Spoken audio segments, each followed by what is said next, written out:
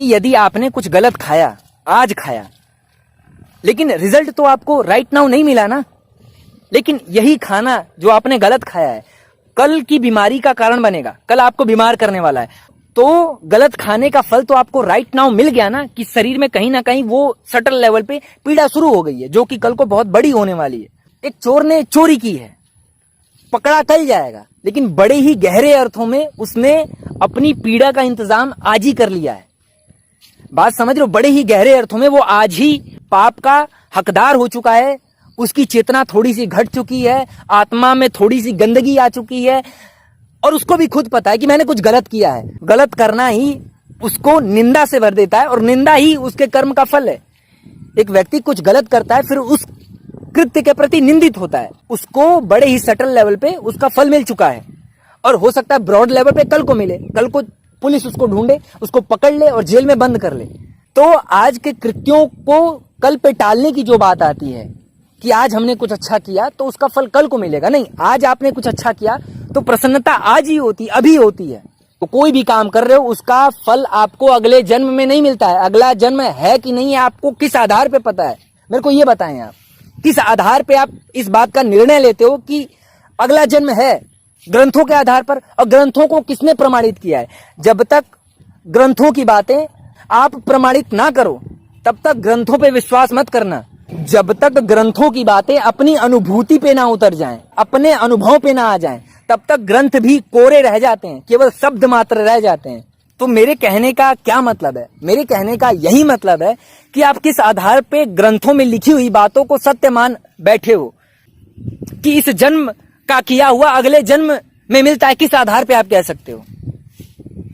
बुद्ध ने बड़ी सुंदर बात कही है कि जो भी आपके जीवन में घट रहा हो, सुख घट रहा है या फिर दुख घट रहा है या फिर कुछ भी घट रहा है, इसके कर्ता धर्ता आप स्वयं ही हो, और इसी जन्म में आपने वो कृत्य किए हैं, जो भी गलत हो रहा है या फिर अच्छा हो रहा है। अगर आपके जीवन में आज दुख है तो अतीत में झांक करके देख लो कि आपने क्या क्या गलत निर्णय लिए हैं, गलत रास्तों पर चले हो, जिसकी वजह से आज आपको परेशानी भुगतनी पड़ रही है।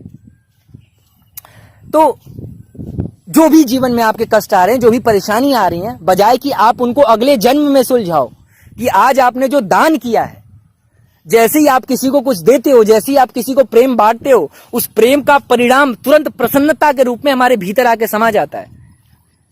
कि जैसे ही आप किसी के रास्तों से कांटों को हटाते हो, तुरंत प्रसन्नता मिलती है, तुरंत अपने रास्तों पर फूल बिखर जाते हैं। तो कल पे टालना बंद करो, कल कुछ नहीं होता है। किसी दार्शनिक ने बड़ी सुंदर बात कही है, यदि ऋण लेकर के घी भी पीना पड़े ना तो पियो, लेकिन ये गलत है, मैं मना करूंगा। बात समझिएगा कि ऋण लेकर के घी भी पीना पड़े तो पियो। अगला जन्म होगा कि नहीं होगा, कि स्वर्ग मिलेगा कि नहीं मिलेगा, कि स्वर्ग में ऐसा होगा कि नहीं होगा, कि अगला जन्म है कि नहीं है, ये सारी फालतू की बोकस बातें छोड़ो। आज देखो आज मेरे पास क्या है, और जिन चीजों की आज कमी हो रही है, तो बजाय कि अगले जन्म में मिलेगा, उसको प्रयास करो कि आज ही क्यों ना मिल जाए। ऐसी कौन कौन सी बाधाएं आ रही हैं जिनको हटा करके मैं उस तक पहुंच सकता हूं। वो अमीरी हो सकती है, वो एक अच्छा जीवन हो सकता है, वो एक अच्छा खाना हो सकता है। एक पेड़ है आम का, उसके सबसे टॉप पे 2 आम लटके हुए हैं। अब आप ये कहो कि सबसे ऊपर है ये आम, मुझे खाना ही नहीं है। हो सकता है अगले जन्म में भगवान मुझे सबसे नीचे की डाली पे आम दे दे, तो ये सबसे गलत काम है। परिश्रम करो, ऊपर चढ़ो, और आज ही उस आम को आज ही खा लो, अभी राइट नाउ। सब कर्मफल सिद्धांत ढह जाते हैं कि गलत करो ही मत, कि जो भी समस्याएं आ रही हैं उनका समाधान आज ही कर डालो, सब निपट गया। अगले जन्म में कुछ चाहिए ही नहीं, आज ही स्वर्ग बना डालो, आज ही ऐसा जीवन जी डालो, आज ही ऐसा कर डालो कि कल को स्वर्ग होगा तो अच्छा, अगला जन्म अमीर घर में होगा तो अच्छा, नहीं होगा तो अच्छा। आज सब अच्छा बीत रहा है, और जो आज सब अच्छे में बिता लेता है, जो आज के जीवन को सही ढंग से जी लेता है, वो कल की मांग करता ही नहीं है। और जिसका आज अच्छा हो जाता है, इसी आज से कल को भी एक अच्छा जीवन निकलता है।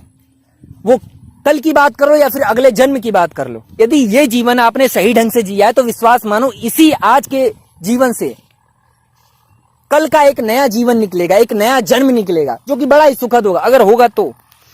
वीडियो बहुत ज्यादा लंबी हो गई है। आई होप कि जो भी मैंने बातें कही उसे आपने समझा होगा।